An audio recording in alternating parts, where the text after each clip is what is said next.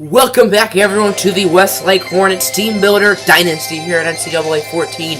As Westlake is itching for a win, they are so far they're 0-3, and they have still not won a game in program history. Can they do it today? They're going to be playing their second home game of the season against the Indiana Hoosiers, who are 2-0 so far on the year. They've played pretty well. This is also Westlake's first game this year, wearing their alternate jerseys. Usually they have the Hornet on their helmet, but today they're going to be wearing the W on their helmet. They'll probably have the W on 3 to 4 times, probably 3 times this season, and this is the first one for this season. Also, C.J. Clifford will be at starting quarterback today for the Westlake Hornets, as after Tyus Cummings got benched last week against Central Florida, C.J. Clifford played well enough to get the start this week over Cummings. Welcome, everyone, to the Hornets' nest here in Burmester, Utah. The 2-0 Indiana Hoosiers are going to battle the 0-3 Westlake Hornets. Indiana has not played a Big Ten game yet, and Westlake is in the Independence Conference this year, so they don't have any in-conference games. It is going to be a challenge for Westlake today to guard Simi Cobbs Jr., the big 6'4" wide receiver, is a big part of Indiana's offense. Third down and 8, Laglow looking to pass it. He's going to be intercepted. It is Junior Evans, the senior. There he goes. Down the field, tackled in the red zone. So this game is going to start with an interception by the senior. Simi Cobbs was the intended target. It was a pretty nice pass, but an excellent play by Junior Evans jumping the route. And Westlake is going to have it inside the 10. Huge play right there for the Westlake defense. They have it inside the 10. C.J. Clifford and Malik Bostic in the backfield. Clifford on first down, looking to pass it. He's going to be sacked for a loss of 8 yards on the play. It is Greg Gooch with the sack. Certainly a good start momentum-wise for the Westlake Hornets. As on first down for the Hoosiers, Laglow looking to pass it. He's going to get it to Simi Cobbs Jr. as Junior Evans, not great coverage after a couple plays ago. Great coverage. This is why Simi Cobbs is so dangerous. We didn't really see his size on that play, but his speed was definitely shown in that play, as well as his route running. Definitely one of the best receivers in college football. Here comes out the Westlake offense. Last drive, they had some very exceptional field position inside the 10, but could only get a field goal on first down. Handoff for Malik Bostic, who had a nice week last week against UCF, and Bostic, the junior, gets 15. It is first and 10 at the Indiana 41 for Westlake. Bostic, Clifford, and Weatherspoon in the backfield. C.J. Clifford scrambling. Still scrambling. He's going to get it to Cortez Forn, and the true freshman Forn will bring in the red zone. C.J. Clifford got a little banged up, but he is fine. First and goal at around the 2 or 3-ish yard line. Clifford scrambling. He's going to be brought down for a loss of 9 yards. Don't really get the play call right there by Westlake.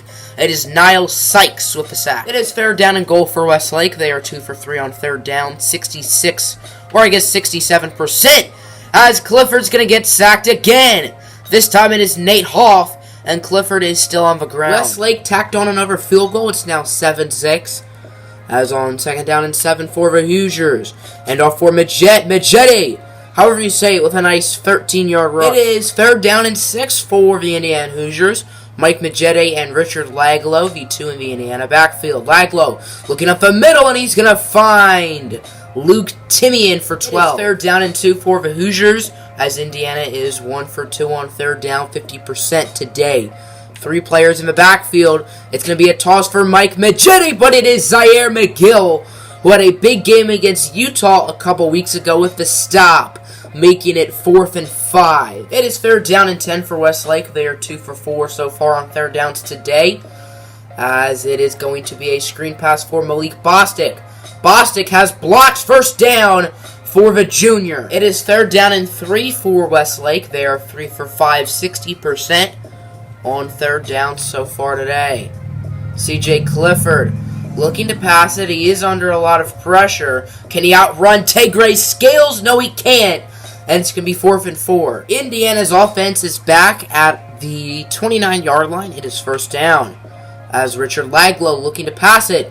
He's going to look deep. and it is picked off by Edmund Setzer. He almost dropped it, but he still gets down with it. His second interception on the year, and Richard Laglow's second thrown interception of the game, as he bobbled it but was still able to get it. Excellent interception there by Edmund Setzer, the redshirt sophomore, who has been great for Westlake this season, probably their best player overall so far. As Clifford on 2nd and 7, scrambling, gets it to Cortez Thorne with at least 1 foot in bounds. Excellent catch by Thorne. Take another look as he was able to maintain balance and keep it in bounds for a first down. Boom. Nice play right there by Thorne, freshman to freshman connection. As on 1st and 10, Clifford, fake handoff for Quentin Weatherspoon. Clifford, scrambling, sees a wide open Cliff Stewart, and the junior's going to get it almost to the 20. Westlake is pretty close to the red zone, about 4 minutes left here in the first half. Malik Bostic and CJ Clifford in the backfield. Handoff for Bostic, nice block by the left tackle. Bostic has blocks, Bostic gets inside the 5. Westlake is 2 for 2 today in the red zone with 2 field goals. Can they finally get a touchdown? It is 3rd and goal after 2 unsuccessful rushes by Quentin Weatherspoon. As CJ Clifford scrambling. He's gonna get it incomplete. Almost got it in, but couldn't. And Westlake's probably gonna have to settle for another. But Westlake offense is staying on the field. They're gonna go for it here on 4th down and goal. It's gonna be handoff for Malik Bostic, and Malik Bostic will find his way in the end zone for a Westlake touchdown, and they will take the lead. We have our first studio update of the day, as number 1 Alabama currently losing to the Colorado State Rams.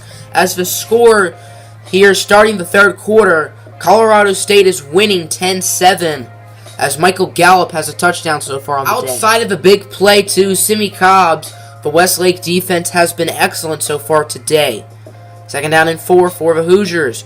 It's going to be a read option, but Mel Flint reads it like a book, and it's going to be 3rd down and 7 for Indiana. It is 2nd down and 10 for Indiana. Minute 52 left. Nobody has used a timeout so far in this football game. Tight end in motion from left to right. Richard Laglow looking. He's going to find Simi Cobbs, and he gets a first down past midfield. Minute 47 remaining in the half, as on 1st down, Laglow gets it to Jay Shun Harris the second for 19. Indiana is hoping to get some points before the first half ends. Westlake does start with football in the second half. Minute 39 left. Majette in motion as Laglow looking over to Mike Majetti, and he's going to fumble it in the inside the 5, and it's picked up by Marquise Birch. But Birch runs in the end zone, and that'll be 2 points for Indiana. So Mike Majetti fumbles it. Westlake picks it up, Marquise Birch, but he runs in the end zone. So Indiana gets points out of this, and they get the ball back. Certainly a wacky turn of events right there, working out potentially in Indiana's favor if they score a touchdown. As Westbrook gets by a defender, and he's going to get 22 before being tackled by Allen Hayden. I don't really know what Marquise Birch was thinking, as on 1st down, wide open is Simi Cobbs. He already has 1 touchdown today, doesn't quite get 2. Tackled up the 1 yard line. So far, a very good half for him. Indiana now has it up for 1 with just over a minute left. They are 0 for 1 in the red zone, which was their last drive, of course, as Laglow's going to take it in himself, and Indiana will take the lead. Westlake's offense couldn't do anything, granting Indiana some really nice field position, as it is 3rd down and 3, 14 seconds left. Indiana has 1 timeout. Laglow looking, gets it to Simi Cobbs, and he gets in inside the 5. 10 seconds left. They elect not to use their timeout, as Richard Laglow, he's going to be sacked by Conrad Novak, and they use that final timeout and will probably kick a field goal. Second half underway, Indiana leads it 19-13, as Westlake does start out with possession. On 1st down, CJ Clifford scrambling, gets it to Cortez Thorne. Thorne gets it past the 50. It is 2nd down and 7 for Westlake. Clifford and Bostic in the backfield, as James Moody in motion. CJ Clifford, he's going to look deep down the field for Rashard Overstreet, and the junior catches it and gets it in the end zone, and Westlake will most likely regain the lead. It is first down in inches at the 35 after a clipping penalty. It would have been a touchdown, but instead it is first in inches. Never thought you'd see that, right? As Richard Laglow gets it to Ja'Shawn Harris for second, and he brings it past midfield. It is first down and 10 for Indiana. It's going to be a screen for Cobbs. Simi Cobbs has blocked. There he goes. Pushed out of bounds in the red zone. As I predicted, Simi Cobbs has been a force to be reckoned with, as it is third down and 1 for the Hoosiers at about the 3-yard line. As Najeti, he's going to be stopped. It's going to be fourth down and 1. Junior Evans with the tackle. This game actually looks like it might be down to the wire, which we have not said for Westlake yet. 2 of their games were blowouts, and the other one was when they blew that 21-3 lead against UTSA. As Clifford on second down and 2 will lose 13 yards. It is Robert McCray III. It is third down and 2 for Indiana as they started this drive past the 50, mainly due to that sack on the previous possession. Laglow looking, gets it to Harris, and Ja'Shawn Harris gets it in the red zone. It is first down and goal for 1. Last time Indiana was suction cupped on the goal line, it didn't work. Will it work this time? As Richard Laglow gets it to Peyton Hendershot in the end zone for a 1-yard gain and an Indiana Hoosier touchdown. Westlake's offense once again did absolutely nothing, and Indiana has it here in the fourth quarter. As on second down and 1, Simi Cobbs with a nice 14-yard gain as he was in bounds. It is first down for Indiana nearing the red zone as Laglow will find Mr. Luke Timian, who gets in the end zone for a Hoosier touchdown, and it is now going to be 36-20. I'm a liar. It's not going to be 36-20 as Indiana is going to be going for 2. Trying to make it a 2-touchdown and field goal game, and that's exactly what Mike Majete will get. It's now 37-20 as we leave the studio update. Alabama barely beats Colorado State as they do end up getting the win, 21-19. Jalen Hurts with 2 touchdowns, Bo Scarborough with 1 touchdown, and Nick Stevens throwing 2 touchdowns, both of them to Michael Gallup. It is second down and 6 for Westlake, under 6 minutes remaining here in the game. 3 players, Bostic, Clifford, and Weatherspoon in the backfield. And for Malik Bostic. Bostic has a first down. Nice run. Getting 14, nearing the 100 yards mark. Westlake has to go for it here on 4th and 10. They are 1 for 1 so far today on 4th down. So I guess they had that going for them. As CJ Clifford, he's going to try and scramble. He's just going to hope something good happens. And it doesn't. It looked like Westlake had a bit of a chance earlier on, but Indiana's currently on an 18-0 run, and it doesn't look good for the Hornets as Laglow over to Harris for a nice 17-yarder. Indiana is 4 for 5 so far in the red zone with 2 touchdowns and 2 field goals as it is third down and 10.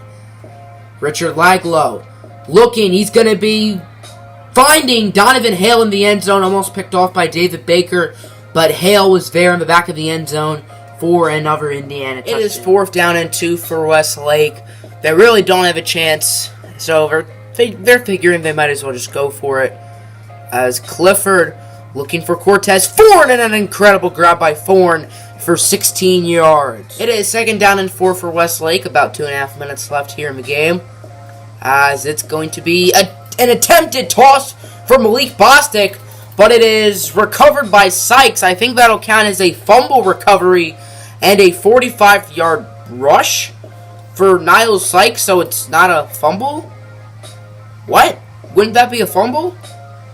I find it funny that I was saying in the third quarter that this game could go down to the wire, and Indiana ended up winning by 31, as Westlake really was not that bad in this game. It's just Indiana sort of took it away in the fourth quarter, and Westlake will go down to 0-4. Indiana will go up to 3-0.